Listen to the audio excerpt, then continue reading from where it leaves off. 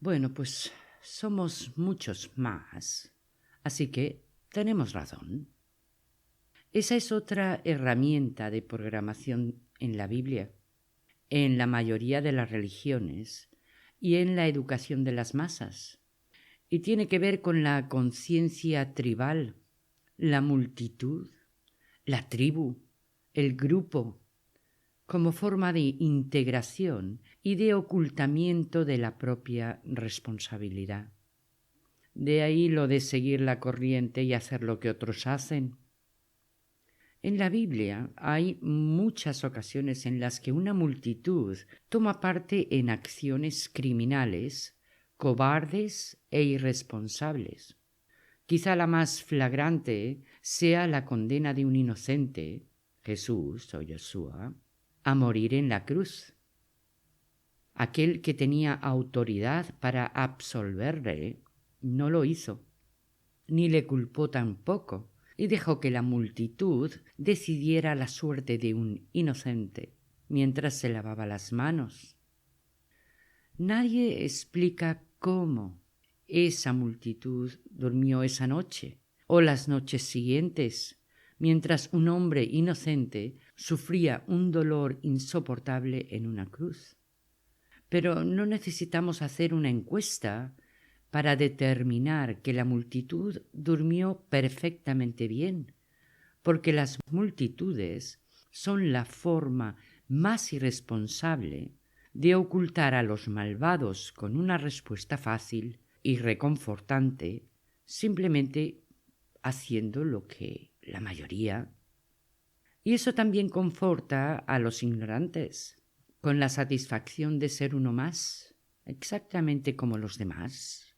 A eso, actualmente, se le llama seguir la corriente. Así de fácil, la mayoría de las personas han sido programadas para hacer lo incorrecto a personas inocentes por las razones equivocadas y, a pesar de todo, poder dormir sin sentir ninguna culpa. A esa multitud, la mayoría de seres humanos, nadie les ha dicho que se cargan encima con una energía negativa que les va a ser de vuelta acrecentada por la velocidad del retorno. O sí, se les dice, pero lo olvidan por comodidad o por simple irresponsabilidad o solo siguiendo la corriente. Si hay algo que califica a una persona como entidad no racional, eso sería precisamente hacer cosas tan serias como quitarle la vida a una persona e irse a dormir tranquilamente con un pensamiento irracional como el de haber seguido lo que la mayoría hacía y ya está, todo resuelto. El hacer lo que hacen otros o decir lo que otros dicen no libera a nadie de su propia responsabilidad. Y cada interviniente recibe la parte que le corresponde del daño que hacen a otros, amparados en la anonimidad de las multitudes o del grupo o de la comunidad. Hoy día no se ejecutan crucifixiones como las de la Biblia, pero se crucifica inocentes a diario. El sistema continúa educando a la gente a hacer eso, juzgar y sentenciar, y a ampararse en un grupo para hacerlo. De esta forma, los esbirros del poder se lavan las manos y dejan el karma, esa diabólica energía, en las espaldas de los becerros. Aquellos seres humanos que hacen lo que la mayoría haga, actúan literalmente como lo hacen los becerros. Los poderes fácticos tienen ese adoctrinamiento muy perfeccionado y se ve claro en nuestra vida diaria. La primera vez que me crucé con un programa en televisión que mostraba lo que estaban haciendo una serie de personas en una casa, me sorprendió cómo podían haberse considerado esas imágenes privadas como algo televisivo. Estaba estudiando entonces un curso profesional Y en el descanso, quien impartía el curso nos preguntó a todos los alumnos de parte de quién estábamos. Por lo que siguió supe que estaban hablando de un programa llamado El Gran Hermano y que todos los estudiantes lo estaban siguiendo, excepto yo. Cuando se me preguntó de parte de quién estaba, yo dije que no seguía ese programa. Eso sorprendió a todos y se me dijo que lo seguía todo el país. Y yo les dije que a mí no me interesaba lo que hiciera la gente en la privacidad de sus casas. La discusión siguió con excusas como que se les paga por hacerlo y que es un programa de televisión solo para distraerse y demás.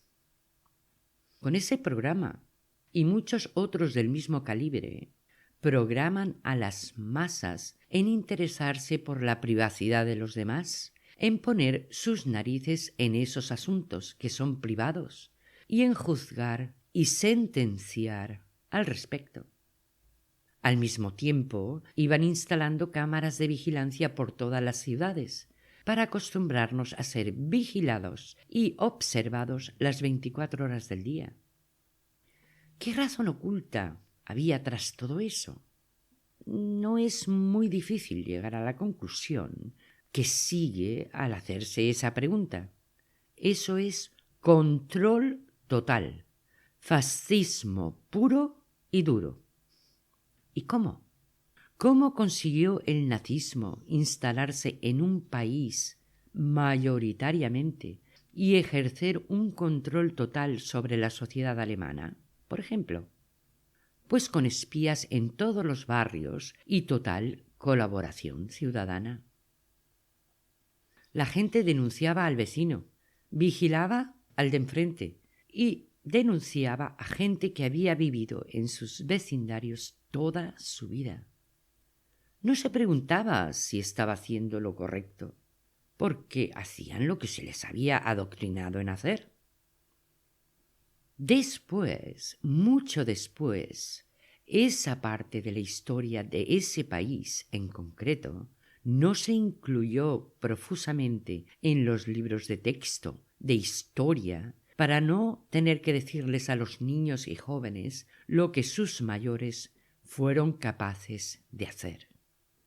Curiosamente, murieron más alemanes no judíos que alemanes judíos en ese periodo de la historia alemana, porque no solo se usó esa forma de control total contra el enemigo que querían exterminar, sino también contra todos los que no siguieron las directrices que se les imponían, que fueron traicionados por sus propios compatriotas o por sus superiores jerárquicos para servir de ejemplo y domesticar al resto.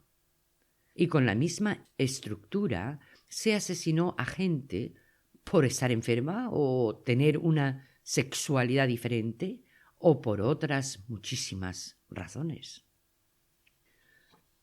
Rusia, China, Cuba y otros países organizan la misma estructura de control total, adoctrinando a las masas a controlar, juzgar y sentenciar a otros por no seguir la corriente o la doctrina.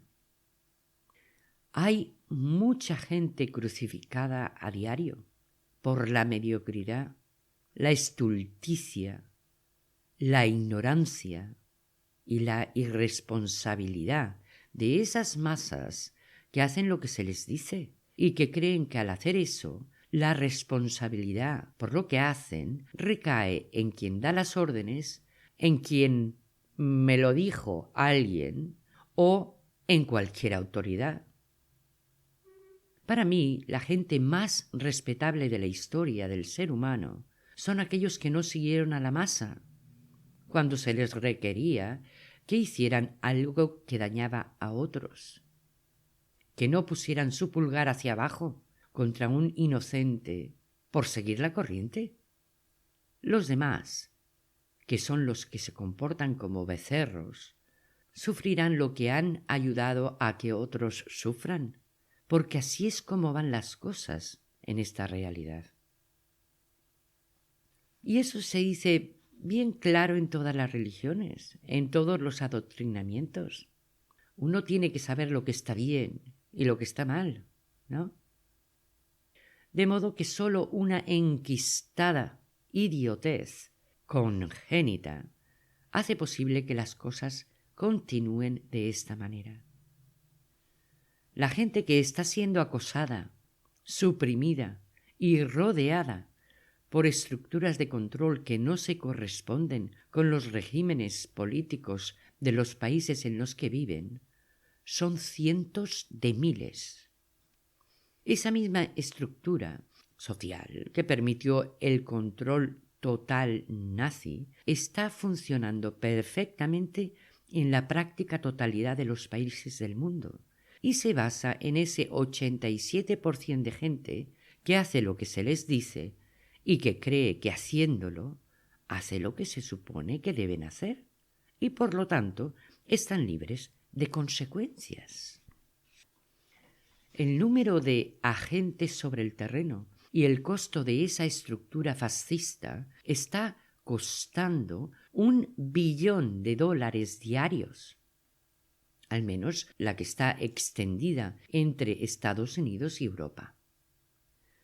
Para controlar a los que no se conducen como becerros, solo tienen que desplazar a un pequeño grupo de perpetradores, agentes sobre el terreno, a desacreditar a la persona que no vive en un estado becerril y expandir algunos cotilleos en su vecindario.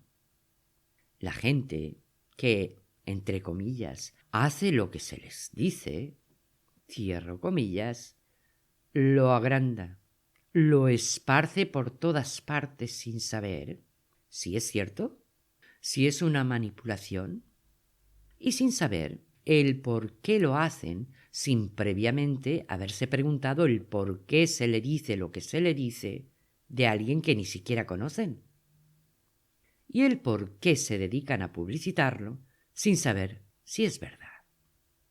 Y, si es verdad, a santo de qué organizan una desproporcionada desventaja contra alguien que no les ha hecho nada.